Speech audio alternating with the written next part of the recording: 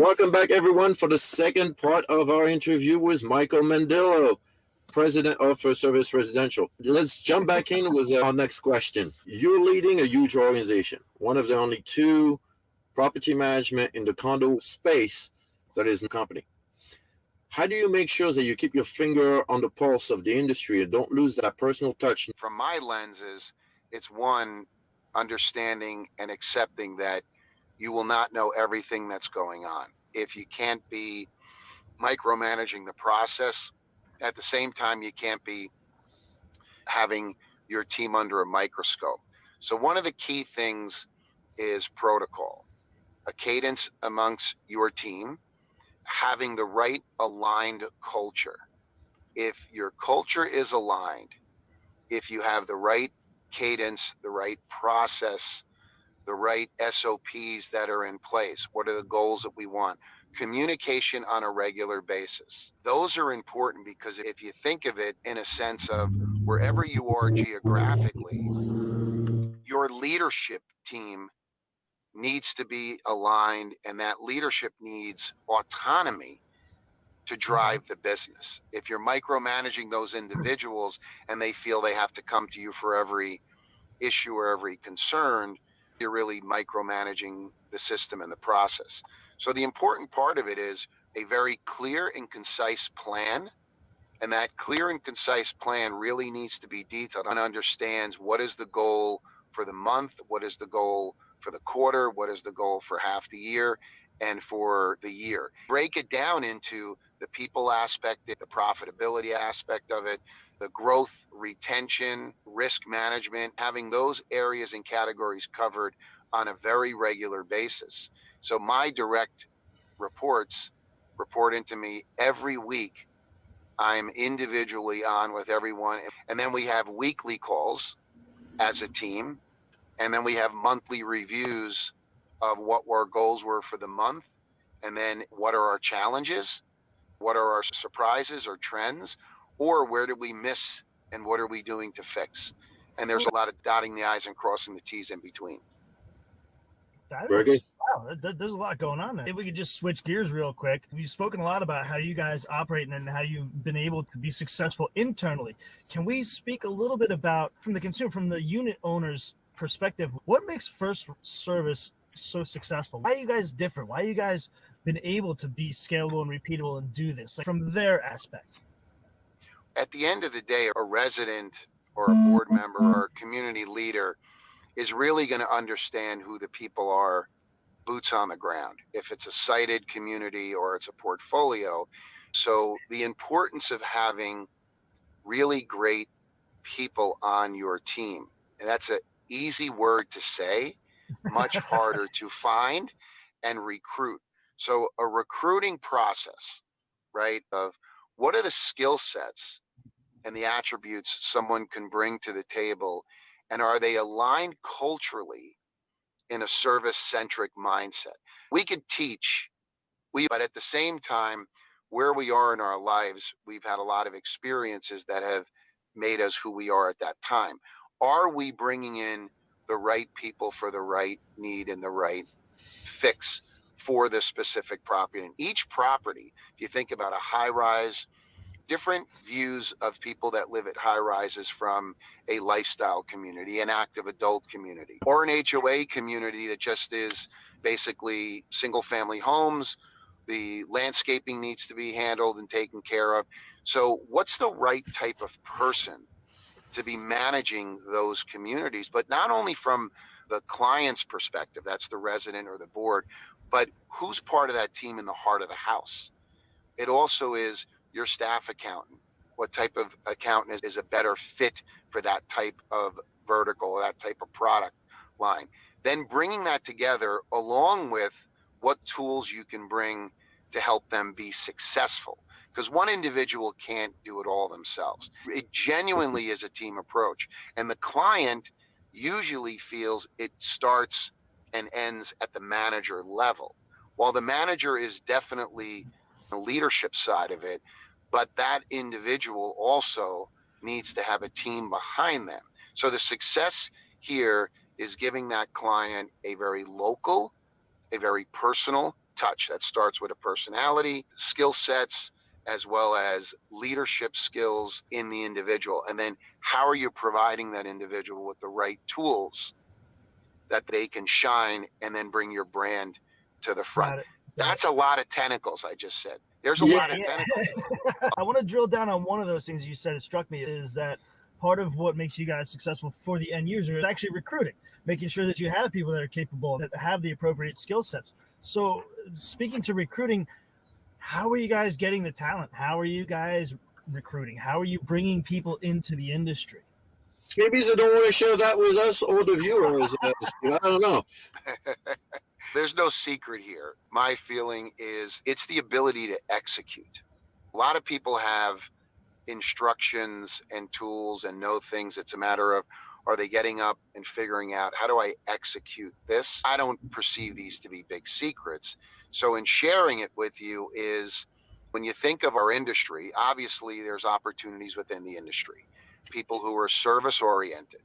What we have to do, I think, collectively, and I say this to all management companies and the professionals and the vendors that we surround ourselves with, is to allow our boards, who are made up of residents who are voted in their role and come from different backgrounds, to understand that there is people that can come from outside the industry and be taught this skill set in this business. So when you think and you look on what is similar to our industry, you do have some similarities in the rental business. There's similarity in hospitality, in retail. And think of it, you're dealing with consumers. Who are those consumers they're dealing with? They're all people that live in communities. So it's the same type of person that is looking when they go for retail, or they're going in hospitality or the restaurant field, the individual that truly enjoys serving somebody and gets enjoyment out of it. Now we just have to teach them the skill and the understanding of the industry. You have to be recruiting at all times, not just when you need the person. You have to have a pipeline, just how you view new business. Do you have a passive pipeline, a active pipeline? And then, you're moving them along a process until you close the sale. That's not different, I feel, in when it comes to recruiting people. Are we constantly out there pushing the brand, the industry, the opportunity? We're now coming into very difficult financial times, coming off 2.5 years of a unique time that none of us on this planet has ever experienced what we experienced globally over the last 2.5 years. And that took tolls on everybody from all different angles. Now we're moving into a financial crisis. Some say we're in a recession. We're going to be in it shortly. It'll be a short recession. Look, at the end of the day, call it what you will, we're all feeling it. Well, that's coming off of 2.5 years of COVID.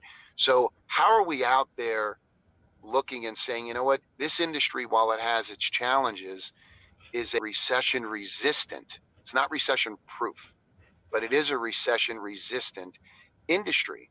So how are we getting that message out to recruit people, show them? We have to educate in this area. And I think we as an industry need to continue to educate about the industry. We're very good internally about educating about the business, learning about those certain laws and the areas and different types of the skill. But are we proud of it? I'm proud of the industry and where it's come from and what we're doing in it, and all the people along my journey that have been instrumental in that process. So recruiting, I think, is one where it's a constant push. And we have to, as companies, have to be pushing that at all times. I think you touched on something important here. That recruiting doesn't come from just within the industry. It's something that I'm a little bit passionate about, and hopefully in the years to come, as my career continues to move forward in the community association world, I hope we can push this agenda more nationally through organizations like CAI, to have more awareness through business school, for example, or other avenues to bring the true potential of the profession for business. I think there's so many avenues are untapped where we can do a better job at bringing awareness of what property management is. Right. But I also think, David, and you're right in this, you and I have had these conversations in social settings, but we also can't be relying and putting this all on CAI's shoulders. Yeah, for Like, sure. we have to be accountable, all of us.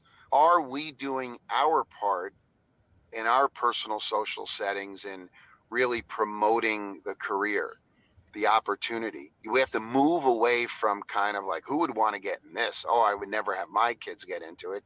And I really call that out and saying, if you really feel that way, then you should leave, right? You shouldn't do something you don't enjoy. But my feeling is that most of the people, when they say it, it is a little tongue in cheek. But we do have to change the narratives, because at the end of the day, the narratives are what people remember.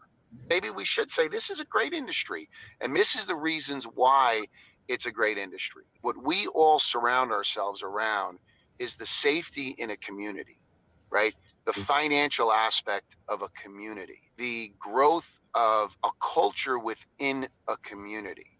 We have managers that have seen have their kids grown and get married. They have watched monumental successes in people's homes and their careers or their families. And we've also gone through tragic times that we're part of. Unfortunately, fires happen.